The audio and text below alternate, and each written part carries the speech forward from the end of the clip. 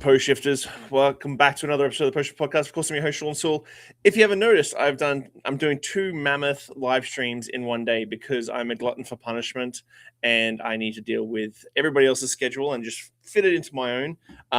So I'm really looking forward to it. This one is kind of fun because like Colin and I have known each other for years. We passed in events and tales and obviously those sort of things, and we're always in the same crowds, but like it's one of those ones that if I think back, I was like, I haven't had you on the show yet. I literally reached out and I was like, dude, I haven't had you on the show yet. Like, we need to fix this because I'm almost at 500 shows now. So trying to keep track of everybody I've had on the show and then also reach out and then schedule and get everybody's schedule around. So I'm going to screw this up already. I know I am. I'm sorry, Colin. Colin Asare-Apiah is the former trade director of multicultural and LGBTQ advocacy at Bacardi. He is now the trade community director. He is the 2024 Tales Visionary Award winner for Tales of the Cocktail, which is a massive honor. I'm really looking forward to digging into this because we have mentalities towards like small cocktail culture and I'm just really looking forward to this conversation. And I always get gushy and excited when I have new people on the show. But thank you so much for your time, Colin. Thank you so much. Greetings and salutations, Shawn. How are you, mate? And you did almost get it right. It's Colin Asare-Apiah. It's a Ghanaian name, obviously, hence the Asare-Apiah, and it's quite a popular name in Ghana. Oh, really? Yeah, it is. It is. Is it like Smith? Well, easy. Not quite like Smith, but not far off. You know what I mean? No, I was born in Ghana, and my family's Ghanaian, obviously, and yeah. So that's the last name. That's very fair. Yeah. So for everybody who's listening and wanting to know your story, I'm a big comic book fan and I love origin stories. So how did you get into this wonderful world that we call hospitality? Where was your starting point? Oh, how long have you got? No, I started when I was at uni. I started as a waiter and saw I'd never be a bartender. I saw that the guys behind the bar always finished after us. On the floor, we had that instant connection with the guests.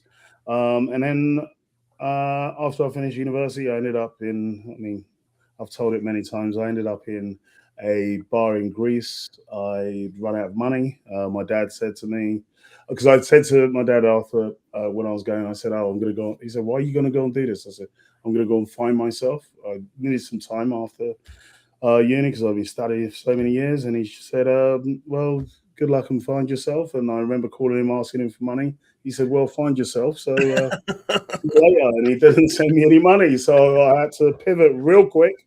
Met a wonderful woman, Harriet Grant, who put me up and found me a job, bar backing in a nightclub called QP. And I remember I was just bar backing, but fell in love with just bar culture. When I was there, the bartenders were like gods. They literally come in. And because I set the bar up so well, because I was the best bar back ever, because I set the bar up so well, they'd just come in and cut a couple of lemons, play some backgammon, and then the crowds would come in and they'll crush it all night. And they were like gods. I thought one day I want to be like them. And I ended up working there. I was backwards and forwards for like 3 years, which is amazing. But my position as a barback, though, was quite foundational to me. And I partnered with Douglas Ankara, Richard Argroves, Alex, and a few Andrew Chansing.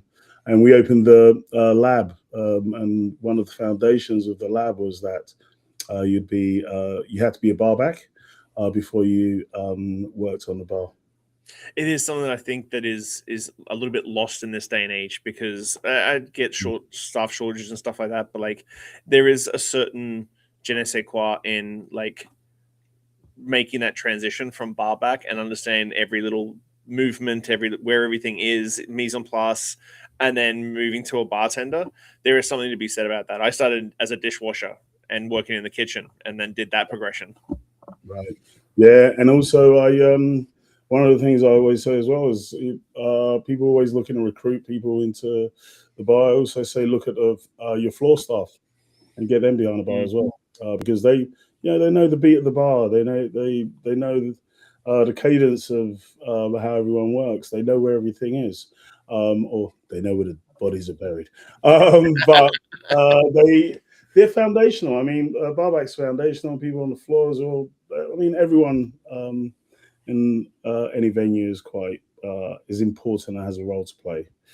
But coming back full circle, my start in the industry was as a barback.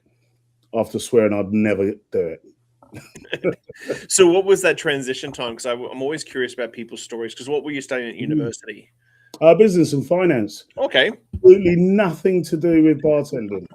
And I thought I was going to be a marketeer, but it didn't quite work out.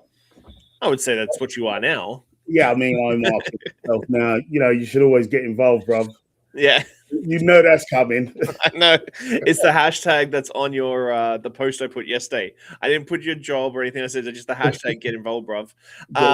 Exactly. So what was that transition for you when you were like, okay, well, university's out the door. Like this is going to be my career and this is my job.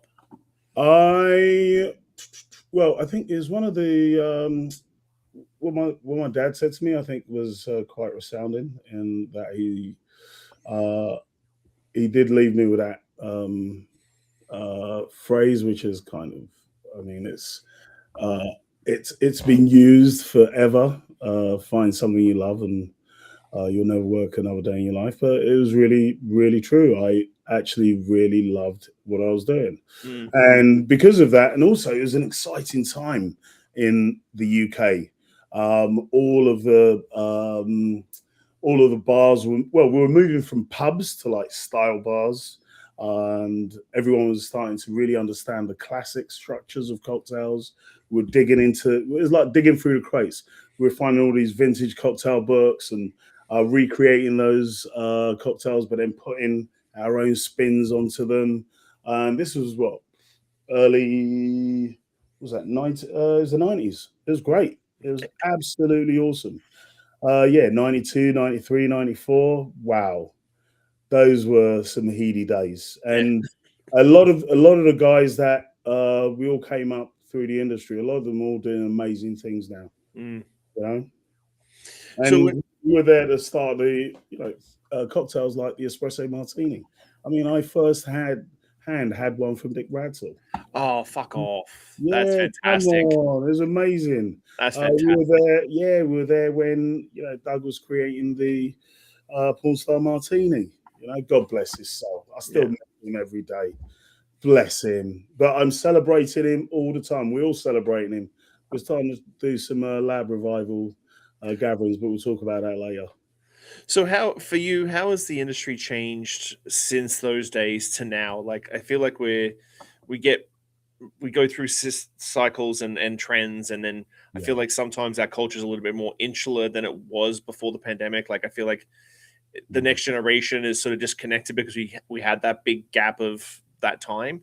How does the industry scene look to you from when you first started to now?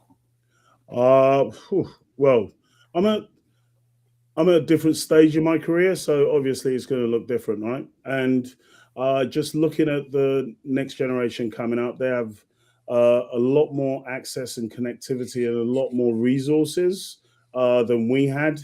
You can be instantly dialed into what's going on around the world. I love that through social and just through all the different WhatsApp and chat groups. And for me, it's been brilliant working with Bacardi Brands, because we got a global network of advocacy team members all over the world, and we're always touching base with each other to see who's doing what and who's doing and what's the next generation getting into. And for someone like myself, I wish I could be a young bartender in this day and age. I would be doing things completely differently. And one of them being, I'd be entering all of the competitions and just planning my career a little bit better. But we were just, messing around and finding out. We were trial and testing stuff. Now, the industry, from being a trial and test kind of environment, loads of things have already been tested. It's become more of a profession. Mm. There's so many more avenues that you can pick and lanes to do in the industry. Like, I mean, I could just be a podcast presenter like you. Exactly. Do you know what I mean? From selling in drinks to being, being on podcasts and creating platforms for others to share their voice. And I really think that this generation is really lucky to have all the tools that they have at their disposal. And I think the industry is going to grow exponentially over the next few years in different ways that we haven't even imagined yet. There's going to be new things coming. For example, when I started bartending, there were no brand ambassadors. There were no brand ambassadors. It's like people were asking, what's that? Our generation created those kind of roles. And I think there's going to be other avenues coming along that people can dial into. But it's an exciting time for the industry, irrespective of what's happening socially and economically. I think the industry has become a lot more connected over time. Yeah, I find it's always interesting to talk to some of my younger bartenders. Like when I started in the industry, there was no internet. Like if you were gonna go and like research, you had to go find old books, which again eBay had just sort of kicked off, or you had to go to Drink every boy, bookstore. You had to go drink to boy. you have to go to every bookstore and pick up like, oh, there's a book about tequila. And then most, I would say, looking back, 65% of that book was probably mostly garbage because it was Uh, all secondhand information. Yeah, it's all secondhand information, but a lot of the classic cocktail books I still use as reference tools. I think they're Yep. fantastic because they're foundational to what we do. Because it's important for us in any walk of life to understand what happened in the past, because it kind of grounds you in the now and helps catapult you into the future. And So books are foundational for that, I think, as well. So I'd love to chat to you about your advocacy work because again, like we were just talking about, brand ambassadors didn't sort of exist, and advocacy work is a relatively new segment inside big companies when it comes to like bartender outreach and stuff like that. How Yeah. is that? How does that fit in your narrative and how you sort of perceive yourself going into markets and doing this advocacy work and working with teams? Yeah, it's important to have people that are of the industry or of a segment of people talking to those people to make representation matters. Hmm. It always has done for me. It's funny, I was speaking to, where was I? I was at Bar 5 Day, and Charlotte was in a room. And I remember pointing out, oh my goodness, 20 plus years ago, Charlotte, you opened one of the first all female bars, and it was just what you did, which was Hmm. amazing. And she normalized it from back then. And being someone as well who's a black African English man in this industry, there are many more people now that look like me, walk like me, talk like me. Ian Burrell, he's not, he's anyway. More we know he is the geezer, Mister Rum Ambassador.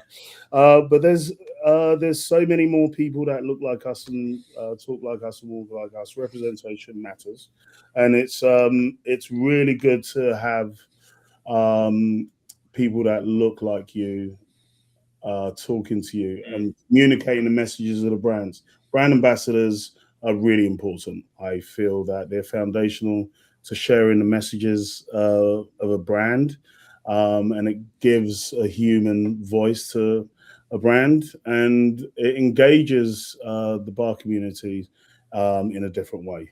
And everyone has their role to play. Everyone communicates the messages differently, which then adds to the whole melting pot of the industry, right?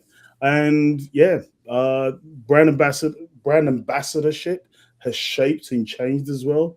There are those that started off as brand ambassadors and now they're podcast presenters. They've got their own brands. They own their own bars. You know what I mean? There's many avenues that they've gone off, and they're consultants like John, and there's many avenues for them to do. But at its core and at its essence, brand ambassadors, I believe, are going to be here to stay. Hmm. And there's that movement there's always that movement and that shift to commercialize what the ambassador does. There's that's important, but building desire as well is definitely one of the key tentpole activities that ambassadors do. Do you think talking to young bartenders, because I do talk to a lot, and as Hang you on, were saying, before you do, when you say young bartenders, how old are these young bartenders?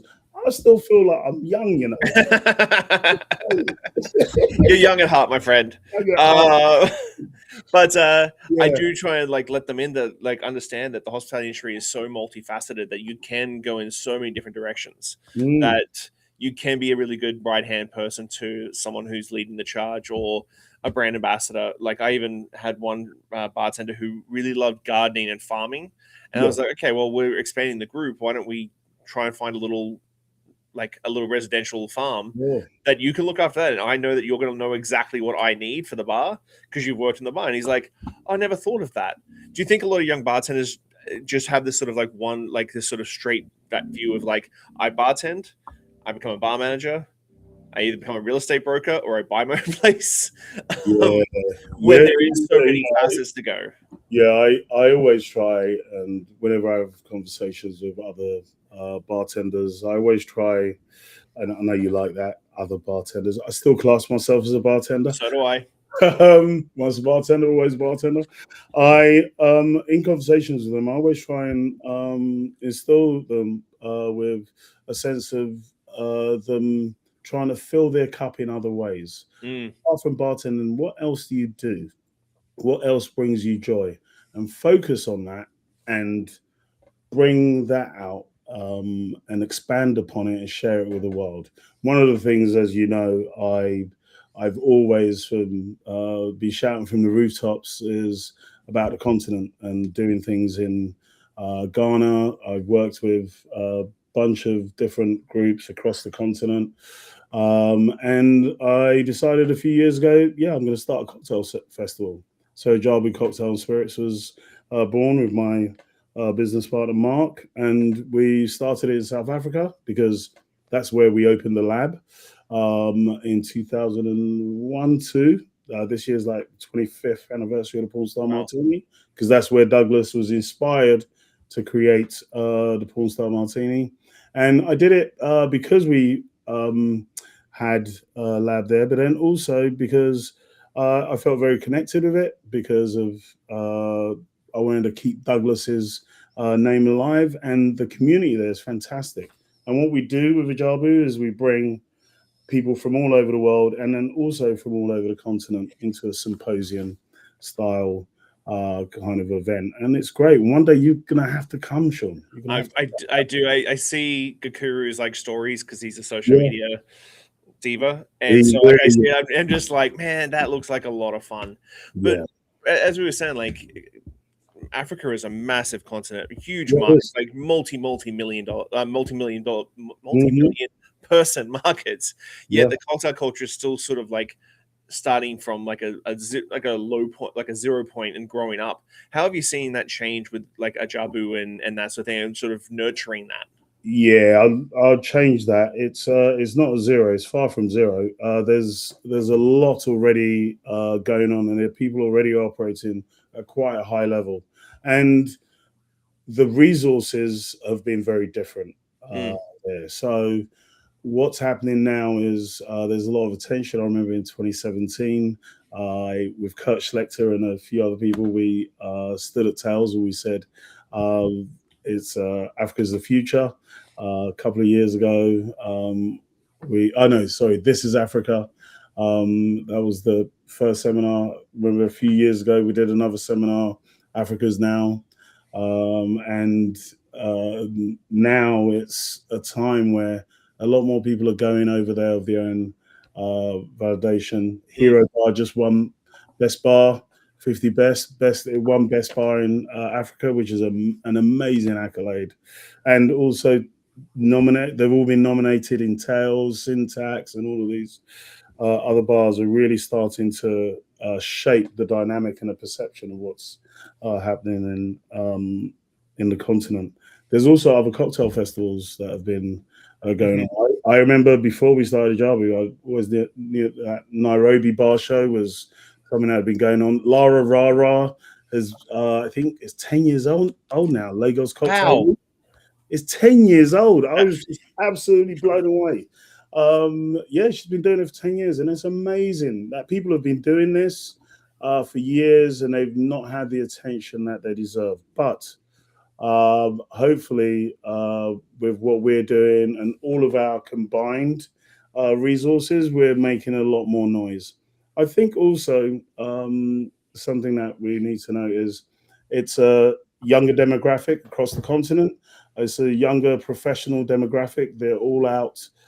They're socializing around cocktail culture, and it's definitely a space for a lot of the spirits brands to focus their energies mm. moving forward. Because there's been a dip, or people are drinking differently across the West, but across Africa, people are still, as I like to say, getting involved, bruv. That's interesting. What do you think what's the next sort of evolution of the African cocktail culture as a whole when it comes to like, so I know in the past, I competed years ago with someone from South Africa. I can't remember his name right now. And he said just getting products and having that brand involvement and advocacy in the continent has always sort of like been a slow moving train. Has it like, are people starting to wake up now? Corporations starting to wake up now, going, oh no, damn, we can really make a dent here. Oh yeah, we have Avocado. We have Yeah. advocacy team. There are other brands as well that have advocacy teams across the continent. And I think as long as we just keep investing in the trade, the more that the industry will grow, and the more that it will show people that are looking for a career and a pathway into hospitality that this is a profession Mm. that's encompassing for all, and you can bring your own spirit to make change within the industry. This is one of the most, I would say, embracing industries. Is one of the industries that you can bring different skill sets to it, and you can make a real impact and a change. And I talk about it. I always, when I have presentations and seminars about this, I talk about people being like the essences of a cocktail. You know, Mm. some people bring the spirit, others bring the ice, others bring the spice, other people bring the techniques of shake. You know what I mean? And we all have a role to play. And the future, I think, is really bright for the continent. That's nice. You always say a bit more sexy than I do. I just say everybody's a puzzle piece. And Ah, if I had a box full of the same puzzle pieces, it wouldn't fit together. But yes, if I have a proper puzzle, I can put it together, and everybody is a piece of that. you're right. Correct. Correct. Correct. Outside of Africa, because Yeah. your love of Africa is obviously very very Mm. profound. What are you seeing as the markets that are really like coming up through the ranks? Because we do get a little siloed especially if you're in North America, you sort of get siloed very Yeah. much into like Toronto, Vancouver, New York, San Francisco, Yeah. and I'm like, well, there's a lot of area in between there. But like globally, what are the markets that you're like really excited seeing these communities sort of grow? Yeah, I feel lucky working with our advocacy teams across all of the Bacardi platforms because the markets that I see a lot of dynamic shifts coming. Is Mexico is just on fire. I always go through Mexico City when I go to Patron in Guadalajara, and I go and visit Cazadores. I try and go through Mexico City to see what the cocktail culture is like, and it just the change that's going on in that city at the moment is amazing. And places like Dubai as well. Mm, There's so much happening in Dubai. I remember speaking with Ollie Hampton in Dubai around what's happening over there. The Golf Bar Show is providing a platform for mm, bartenders and brands to showcase and highlight what's happening in the region, and also India. Places like Delhi, Mumbai. I speak to Dimitri every day. You need to get Dimi on here. Gettlers in Scoria. Oh my goodness. Yeah, that's it. Make a note. I'm making a note. Making a note. But yeah, speaking of Dimitri all the time, just hearing about what's happening on the continent is really eye-opening.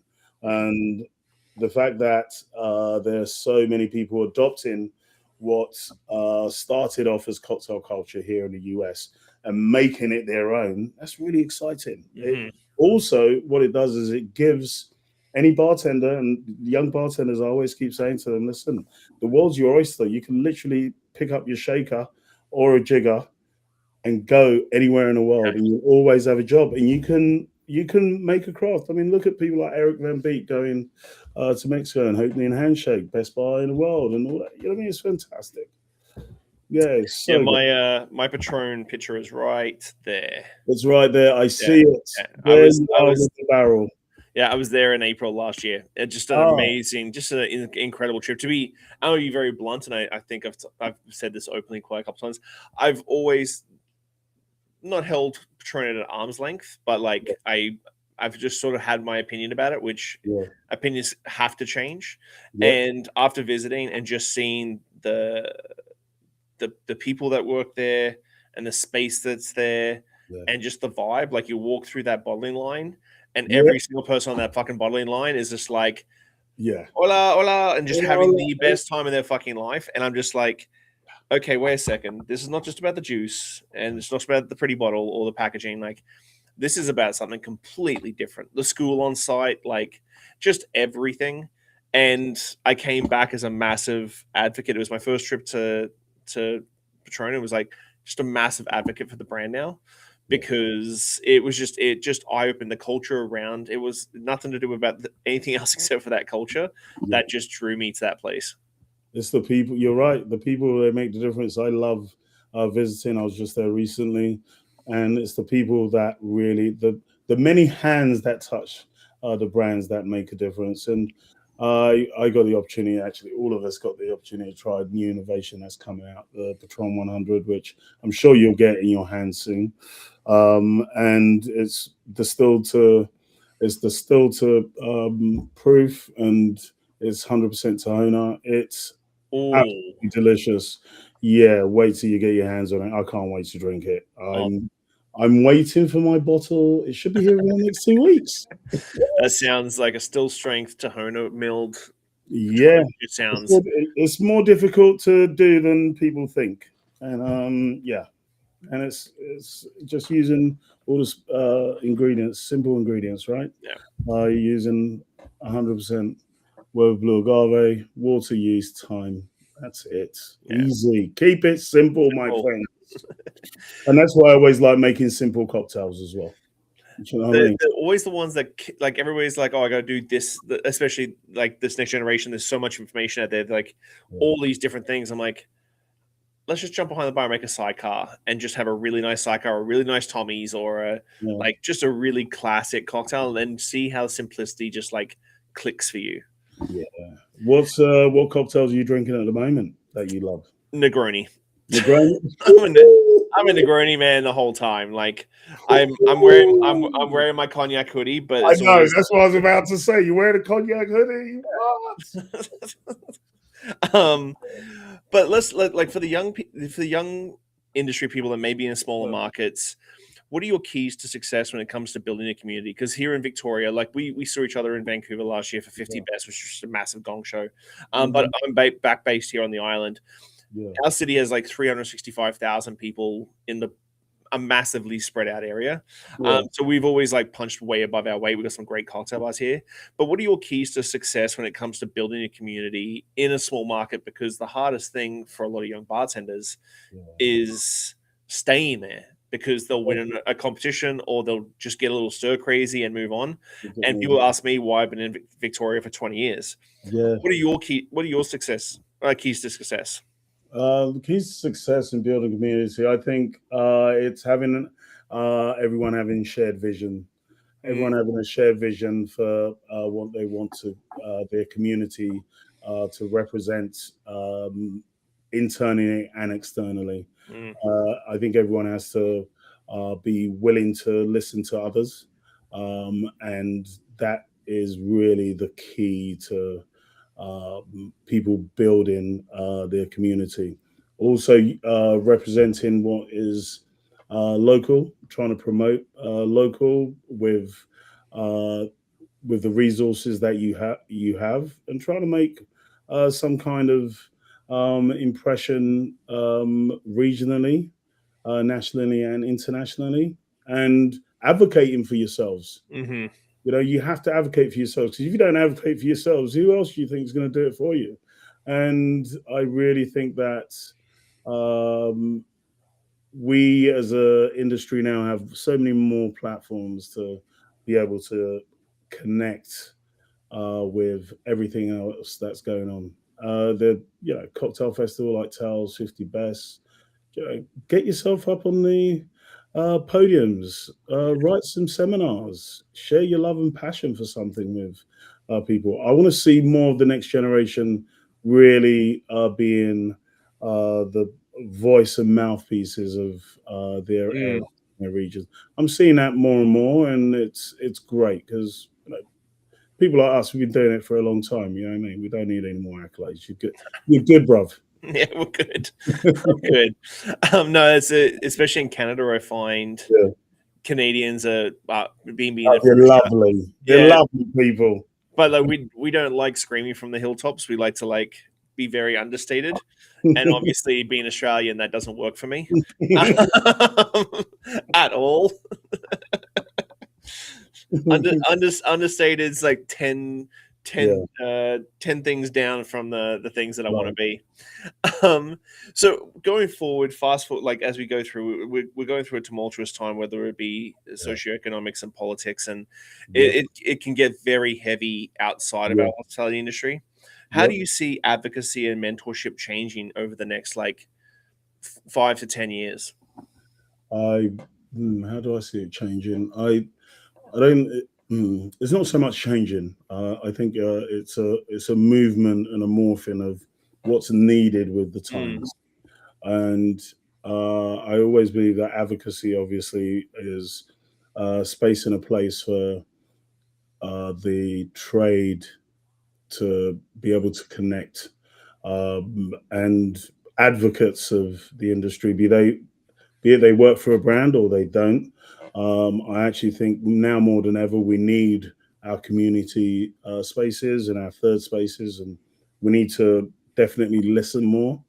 I think there's going to be a lot more forums for people to be able to find their niche communities, because what I'm seeing now is that there's special people are starting to specialize a little bit more mm. in the industry, and I think there's going to be a lot more of that specialization going on. We are in tumultuous times, as we know, and we just need more spaces and places for us to connect, and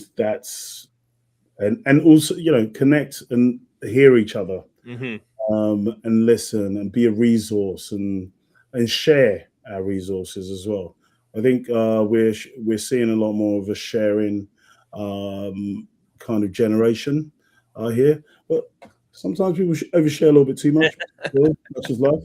But I'm always there to listen. Mm. I'm always there to be an ear. I'm always there to offer my resources that I have, and I think more people are in that space as well, which is a great thing. I have a 15-year-old daughter, Yeah. and she amazes me on a daily basis on Mm, the way she holds herself, the way she deals yeah. with drama with her friends. Like Yeah. everybody's like, "Oh, it must be tough having a 15-year-old girl," and I'm like, "No." She has drama with her friends. She's like, "Listen, I appreciate you. I hear you. We're just gonna have a disconnect for a couple of days, and we're Yeah. not gonna talk. When you're ready, I'll touch base with you in a couple of days after you've like settled down." And she has zero drama in her life, and I think that's the zero fuck policy I have in my life. Like, Yeah. that's zero drama. I'm not going to deal with it. Exactly. But yeah, she like shows me, and then I see that in the younger bartenders, the 21s, 22s that are coming in the ranks now, they're Sure. in touch with what they want. They are. I wish I was in touch with what I wanted when I was their age. Yeah. They said what I've noticed is they seem to advocate a lot more for what they want. Hmm. we ever used to. Because you know what, we're fucking around to find out. Oops. No, you can swear. I've been swearing the whole time. You can swear all day. Yeah, we're like, fuck around and find out. And that's what we did. And I think we've done a lot of those things that they don't have to do anymore. But they really do advocate for themselves. Now I'm seeing a younger generation. They've got a voice and they're not scared to use it, and they are very vocal about where they stand, which I really appreciate. 100%. I try and advocate as much as possible because I try and mentor owners and managers, and I'm like, listen, you can't say that the next generation doesn't work. Like the generation before you said the exact same thing about you. Oh yeah. Like, and before that, I was like, but they know what they want, and if they want to work a 4-day week and save their money up and go away for a month, if they're really great stuff, you cater to that, and that's what you got to do. I'm a champion for the 4-day week. I think every server and bartender should work 4 days a week, have a really good 3 days off, and come back killing it. And come back refreshed, and then also provide them with the opportunities to go and do other things. Oh, this is an interesting one. When I was working at 15, Jamie Oliver, we used to have these educational sessions that we could go on, and basically you could pick anywhere in the world that you wanted to go with one of our suppliers. You as the bartender, you paid for your flight there, and basically I'd put out 50%, the business put out 50%, would get over there. But then once you're over there, that supplier would look after you. Obviously, I put out my hand, and I went to Brazil 3 times. Why would you not? I said, cachaça. Yes, that is where that's what I need to do. Well, that's epic. I did the same thing. As like we closed down for a renovation. I got one of my bartenders a stage at Mobius. Ooh. And he went and worked a week at Mobius and like scrubbed down the bar, did like prep everything, and now he's making a move and he's actually talking to Lorenzo about going to work at Mobius after his stage and go. He's 26. I'm like, dude, please don't stay here. I love you. You can come work with me, but like go away, do 2 years away, and then you can come back and we'll work together again. Yeah, I know. That's what it's really important. That's what we're doing with Ajabu. We have the scholarship program through WSET and Edinburgh Whiskey Exchange, and it's great to see people really embracing these platforms, getting involved and educating themselves so they can be better at their jobs. And then when it comes to staging and apprenticeship, speaking with some folks recently about staging at their bars, people are really excited about that opportunity to bring people in and host them and so on. So yeah, it's what I love about this industry is there's so much opportunity. Oh, 100%. And if you reach out, the worst someone can say is no. And that's like, and no is not a bad word. Like no is just a try someone else. That's pretty much it. Basically. So, yeah, that's the idea. That's the idea. Try someone else and knock on other doors. There will be a way. You know? So Ajabu is 2 years old, 3 years old. This is the 3rd year. Yeah, nice. Yeah, 3rd year. We do well now it's kind of a spring edition, and then we do the summer edition at the end of the year. Which is this one is a little bit more international. I think who's coming? Sib and Dazzle coming over. Press Club. We've got loads of local bars as well across the continent. Hero, Front Back coming. Revolver. One of John's and mine's favorite folks, the guys from Funky Monkey, are coming. The cool beach bar, and they'll pop up with all the local bars at Syntax and all of that. Yeah, these are all going to be household names one day. And then in November is a lot more Africa bars come from, like not just South Africa, but more so from Nairobi and Nigeria and so on. Are you planning to always keep it at Cape Town, or are you planning to move it around the continent? Yeah. The idea is that we'll move it around the continent in time. Or elements of it, and if we don't, it's absolutely fine. Because what we can do then is we can help and inspire other people to their own cocktail festivals. Yeah, But then we don't need to. You know what I mean? So that's fair. yeah, exactly. Help others. I mean, to do their own. So what's the rest of the Each one teach one. yeah? What's your plan for the rest of the year? What's evolving this year for you? Yeah, well, at the moment, I'm really excited about getting involved. We got 50 Best coming up back in Vancouver. Let's go. That's going to be awesome. I'm excited to see where the lists land up and see what people are doing and pushing, and who's pushing the landscape, cocktail landscape. And then also, obviously, we have Tails coming up, which is going to be, I think, I love going to Tails. I love all those hot, sweaty hugs. People complain about it, but I love it. And then just being in community with everyone. That's what we've been looking forward to this year. We got, as I said to you as well, we've got new brand launches coming out. We've got a Patron 100, which is going to be fire. And it's our advocacy team as well as growing. We just started working. Oh, one of the guys who used to be at Bacardi Legacy, he has now just ended up. He's becoming a national U.S. ambassador. Darnell Holcomb. He won Legacy here in the US a few years ago, and it's 360, and that's what I love about this industry, those 360 stories. He's now becoming the brand ambassador for Bacardi Rums, and I'm really excited about working with him as well. Nice. Yeah, there's a whole new generation of cats coming into the team, and I'm excited to share my experience with them. It is always like you're saying, the diversity. It's like today I did a live stream first thing this morning, had a quick phone call with the sponsor, did some cognac tasting videos. Mm-hmm. Gonna jump on with you, gonna do a mentorship straight after. Yep. And then I got to go to one of my clients and get some spent coffee grounds so I can make a coffee bitter. Okay. Yeah, just that's a Thursday. I just love how much advocacy and all the work you do for everything. I could talk to you for forever. And I'm so glad I reached out and got you on the show. And thank you so much for having me. So at the end of every episode, I do deep podcast questions. And these are questions that are meaningful. Every guest gets them. I never tell anyone about these things because everyone's like, oh, I wish I knew about this beforehand. I'd have a better answer. But it's supposed to be like quick fire.